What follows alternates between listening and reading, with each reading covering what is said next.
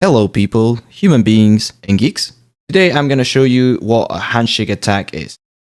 A handshake attack is essentially when you try to go in for a handshake, but instead you get attacked and thrown around the room.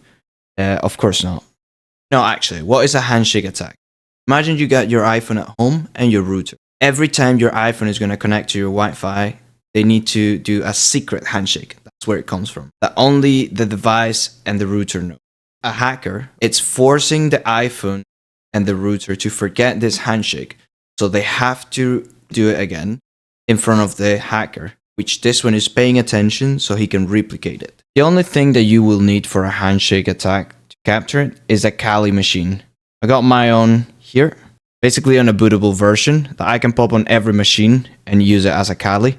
For those that don't know, Kali is an operating system, a Linux-based one. If you would like to learn how to install this one, and you would like me to make a video explaining that, please just leave your comment on the comment section.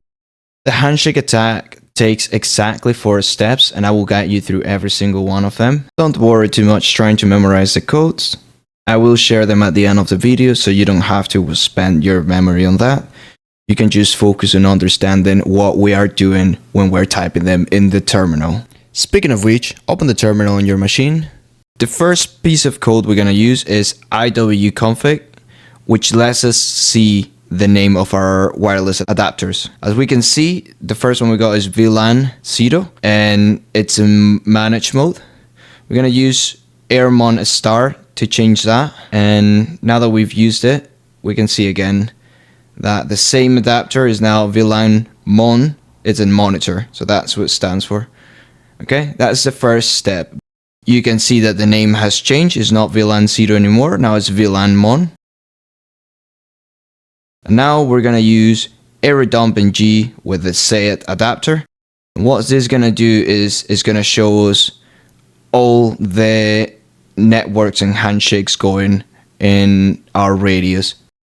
I'm going to be using the Realme 9 5G Gus. That is my test one. You can ignore all the other ones.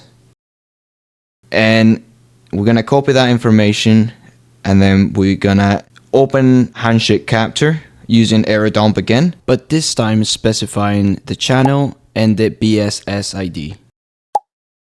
We're also going to give it a name and a specified adapter. Now, using iReplay, we will try to deauthenticate any device that it's currently in the connection. Do not worry to try to memorize the codes. I will provide you all the codes at the end of this video. Now we will just have to wait until the notification pops at the top of the screen, which means that our handshake has been captured. We can double check this one by going into files and seeing if there's a cap file with the name that we gave it. And now the last step, which is simply using Aircrack to crack into this password. We will need a txt file like the one shown on the screen.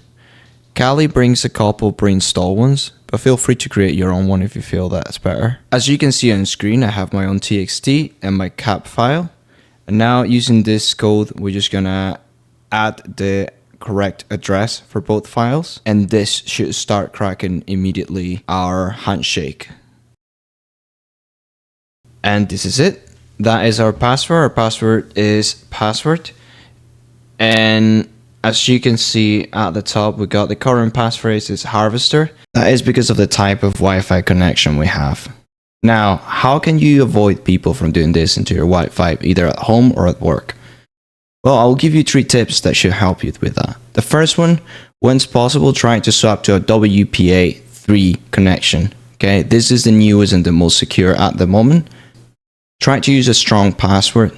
If your password is easy to guess, or it could be listed in one of the many password dictionaries out there, it means you're not using a strong password. And number 3, try to have a strong structure. If possible, try to use a different or a separate network for guests, so you don't have to compromise your Wi-Fi and security for somebody else. Thank you guys for watching. Here's a quiz for you. What do you think is the most used password for Wi-Fi's worldwide? If you liked the video, please give it a like, and if you have any questions, please pop it in the comment section. Thanks so much guys for watching.